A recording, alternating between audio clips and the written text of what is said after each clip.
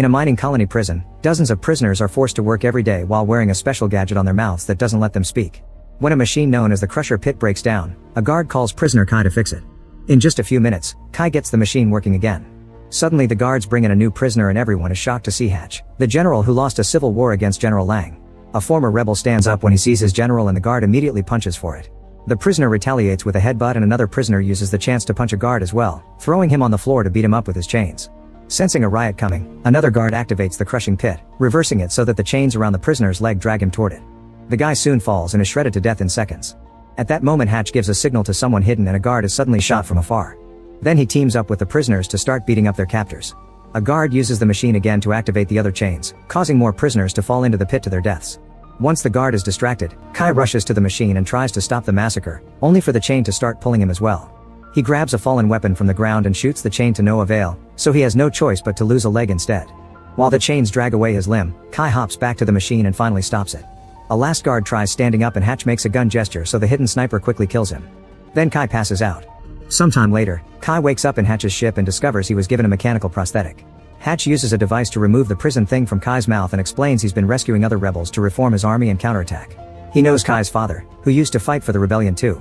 Unfortunately Kai's father has been captured by General Lang and he'll be executed in a few months on the anniversary of Lang's victory, known as Liberation Day. Hatch knows Kai is an expert pilot, so he offers a deal. Kai must hijack an important enemy ship to retrieve the confidential data. If he's successful, Hatch will pick him up and use that intel to save his father, so Kai agrees. Afterward Kai is put in suspended animation and smuggled into the enemy ship called the Arrowhead. In the middle of the trip, Kai wakes up early as planned and finds a computer to access the ship's records. On the radio, Hatch explains that all Kai has to do is plug in the device and the gauntlet will do all the work. As Kai downloads the information, a message pops up on the screen informing him that the system would be vulnerable if he continues. Kai tells Hatch, who assures him that it's only temporary and it'll be fine. A red light turns on but Kai keeps downloading until a computer announces the systems are offline and there's unstable electromagnetic activity outside. Once the download is done, Hatch confirms that there's an electromagnetic storm outside is making things unstable, so he asks Kai to send him the files. Kai starts the transfer, but suddenly the ship shakes and gets damaged because of its current vulnerability. The interference makes the transfer fail and Kai loses contact with Hatch while the ship ejects all the escape pods with the sleeping crew. Kai rushes to the ship's shuttle right before it's expelled too and passes out when it crashes on the nearest planet. When Kai wakes up, he tries to contact Hatch to no avail. He rushes out of the shuttle and sees the pods falling all over the planet, but suddenly he has trouble breathing and goes back inside. The ship's AI called Reef warns Kai that the atmosphere is toxic and prolonged exposure may cause paralysis or death. Kai looks through the window and sees the Arrowhead slowly falling and asks Reef for a status report, however Reef requires an employee login to proceed. Reef does say that Kai needs to find a new source of oxygen because the one on the shuttle only has 12% left. Suddenly a crew member called Oleander sends a message from his pod, asking any survivors to meet at the crash site. Kai grabs an oxygen mask and heads out to check the area. He finds some parts from crashed pods and Oleander's body bleeding on the ground. There's also an intact pod with someone moving inside, so Kai opens it to find Terran. He shares his oxygen mask and takes her back to the shuttle while Oleander's body is dragged away by a mysterious presence. At the shuttle, Terran logs into the system and shows suspicion of Kai. Reef does a scan but can't find the Arrowhead wreckage, however Terran knows the escape pods will leave so they should find them before they get stuck. Kai follows her after failing again to send Hatch a message. While the duo wanders around, Terran explains they're actually on a moon and the planet is the big sphere they see on the sky. Eventually they find a research probe on the ground and Terran is impressed by how much the atmosphere has oxidized the metal. Moments later they find the crashed Arrowhead near a glowing obelisk, which Kai is sure wasn't there before. The duo discusses how to proceed since Kai points out he won't be allowed into the pods. Terran realizes he works for Hatch and mentions that the general was a cruel man who used to raid colonies before the war, killing thousands of people. However Kai says it's all propaganda and decides to go back to the shuttle. Kai takes over the pilot's seat and asks Reef to activate the flying system, but Reef refuses because Kai isn't authorized. Instead, Kai asks for any updates on Hatch and Reef plays a confessional tape. A video shows Hatch after he lost the war admitting all his crimes, however Kai notices that Hatch makes a weird gesture and wonders if it's true. He asks Reef for more information, but it's classified. At that moment Oleander sends a new message saying evacuation will start in 30 minutes. Afterward Kai goes back to Terran and agrees to leave with her regardless of risk. Terran points out his clothes will give him away, so he starts taking off the main parts of the uniform while something watches from the shadows. Then the duo tries to reach the Arrowhead, only for an earthquake to suddenly hit the area. Terran turns around and is shocked to see Kai being dragged away by something in a cave. She grabs his hands and tries pulling him out, however she isn't strong enough and Kai is taken away. Scared, Terran runs toward the Arrowhead but it's too late, the pods have left without her. Not knowing what else to do, Terran returns to the shuttle to rest. 4 days later, she's exploring the area and finds Kai's gauntlet and axe on the ground. Not far from there, she finds the glowing obelisk and Kai on the ground covered in goo. To her shock, his leg is completely healed. She takes him back to the shuttle and runs some tests, only to discover he's now in a symbiotic relationship with another organism that healed him and made him immune to the toxic environment. Reef keeps on trying to offer information and an annoyed Terran shuts it up, reminding it to only speak when prompted. When Kai finally wakes up, he explains that he doesn't remember anything, only that he was asleep. He feels quite heavier yet fine. Terran points out she can't fly the shuttle either because she's a biologist, only certain employees had access to that system. The duo decides to check the obelisk and Kai hits it with his axe, discovering it's actually a soft cocoon. Inside they find Oleander's body also covered in goo. They carry him back to the shuttle and when Terran touches Oleander's face with her bare hand, he keeps on twitching. Kai pulls out some wires to bring the scanner outside and they scan Oleander's eyes, which finally gives them access to the flying system. Kai immediately starts getting the engine ready while asking Reef about Liberation Day, learning he still has 76 days before they execute his father. Terran is shocked to hear he won't bring Oleander along and realizes she knows Kai. It turns out he used to work for her father when she was a kid. She points out that the man she knew back then would never leave someone behind to die. Outside, Oleander finally awakens and throws up. Kai and Terran come out to check on him and Oleander starts yelling about how Hatch is going to kill them all. Then he picks up a gun from the ground and Kai jumps to punch him at the same time he shoots.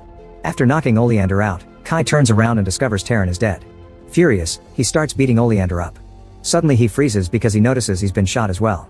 His body starts wriggling and he passes out on the ground. Sometime later, Kai wakes up near the obelisk, looking perfectly healed.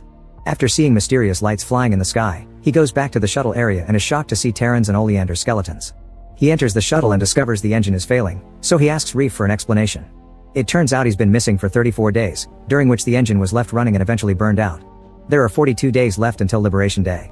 Reef also reveals that while Kai was gone, it detected Oleander's heartbeat in the area, meaning he's being revived just like Kai.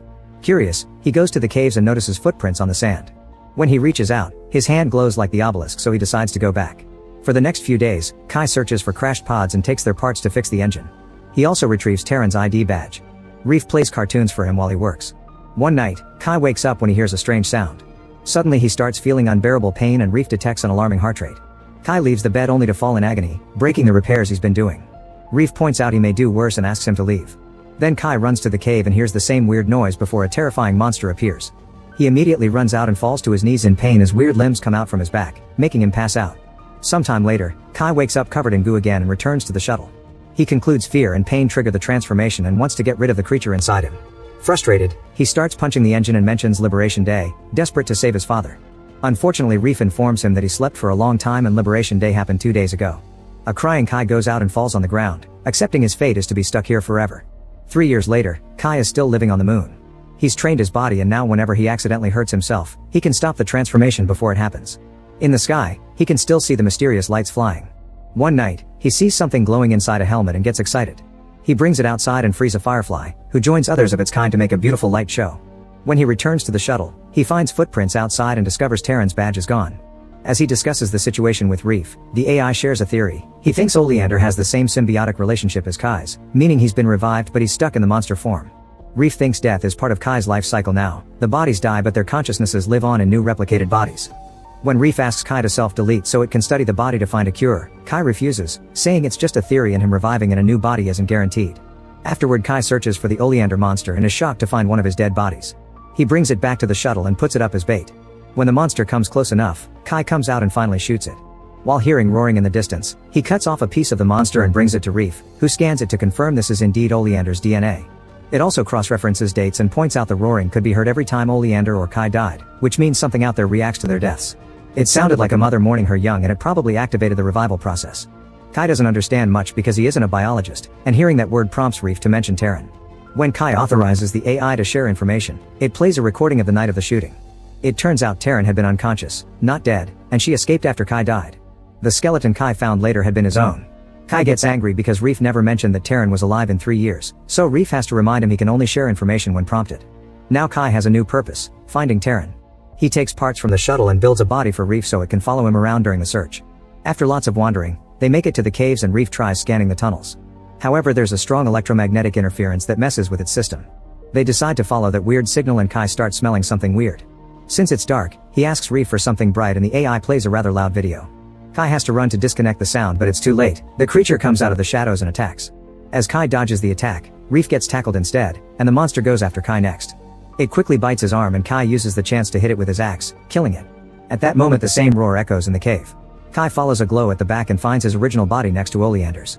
After the initial shock, he covers Oleander's face and suffocates him out of mercy. This kills his beast as well. Now Kai should do the same to his body, but he can't.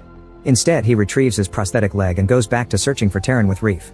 Eventually they find the spot where Reef last sensed Terran's heartbeat, and Kai can tell something launched on that ground, which means she managed to escape. At that moment Reef's screen starts failing again and Kai realizes his prosthetic leg is causing it. He checks inside and finds a pulse grenade, meaning Hatch asked him to send him the files through the gauntlet because he never intended to pick him up. Suddenly the lights in the sky start crashing on the ground and Kai rushes to check on them only to discover it's the escape pods, which doesn't make sense because they left 3 years ago and he saw them in the sky every day. This prompts Reef to share some classified information. This moon is under an experiment for time dilation. Time passes fast here because the general wants a way to manufacture weapons and soldiers quickly. Years pass on the moon while outside it's only been minutes. At that moment Kai sees a ship approaching, so he gets the research probe ready. The ship lands and Hatch comes out with a guard.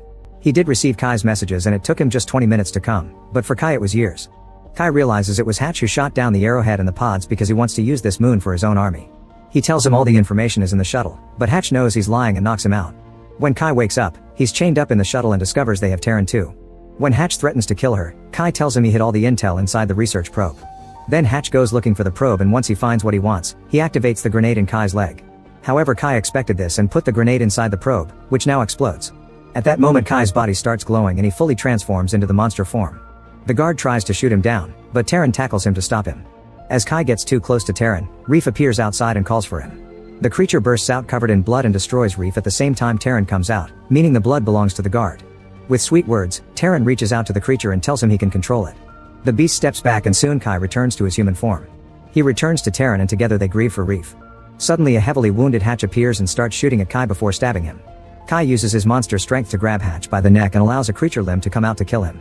Afterward the duo manages to reactivate Reef and they escape in Hatch's ship. Meanwhile near Hatch's body, a roar can be heard.